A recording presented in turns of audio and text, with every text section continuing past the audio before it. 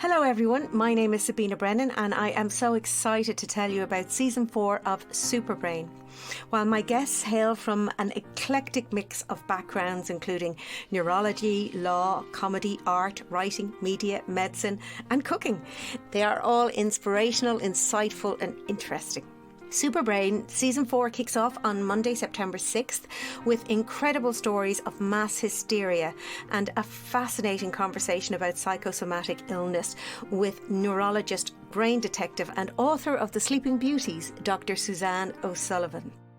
It is the story, in a way, of the human condition, of how society influences the human condition and the role, in a way, that Western medicine and other cultural aspects influence our behaviour in certain times and in certain contexts. What drove you to write this book? I read this amazing story on a BBC website about these children in Sweden who had fallen asleep into this condition called Resignation Syndrome, where they fell asleep for months and some of them even for years at a time. And all of their tests were normal and their brain scans said they're not asleep, they're awake. So this was clearly a psychosomatic condition because it couldn't be explained by disease. And as the more I learned about the story, the more I just saw examples of what happens to my patients, is how hard it is for people to admit that psychological suffering leads to physical suffering. And I thought, well, here we are again, we're giving mystery names and medical names and we're medicalizing social suffering. And I thought, well, that's something I need to learn more about. And so The Sleeping Beauties was born.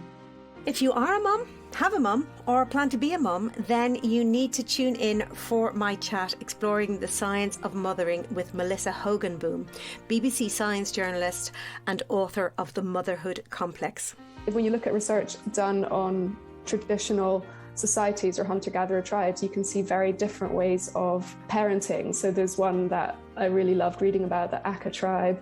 So the hunter-gatherers in the Central African Republic, they looked at the split of child-caring and the men were doing just as much, if not more, than the women. The women would take the babies on hunts or would just leave them behind with the men. It was the men that would get up in the night and rock the babies to sleep, and this was a real, status symbol. Men would even occasionally give their baby a nipple to suckle on, just for a comforting thing. And it just shows that the ideal mother, perfectionist ways of child rearing is a Western construct that sets us up for more stress. Oh, absolutely. More failure. And of course, mothers are more stressed and stretched than they've ever been before. And it makes us less happy. Yeah, and it's a form of oppression, really. The Visibility Trap is a fascinating book by Dr. Mary McGill. She explores sex surveillance and social media. So on social media, this notion of visibility, you cannot make yourself visible without some degree of vulnerability. And that is because and judgment, because these places are absolutely riven with invitations to judge both yourself and other people, and often in a way that is very reactive and not at all reflective or thoughtful or anything like that.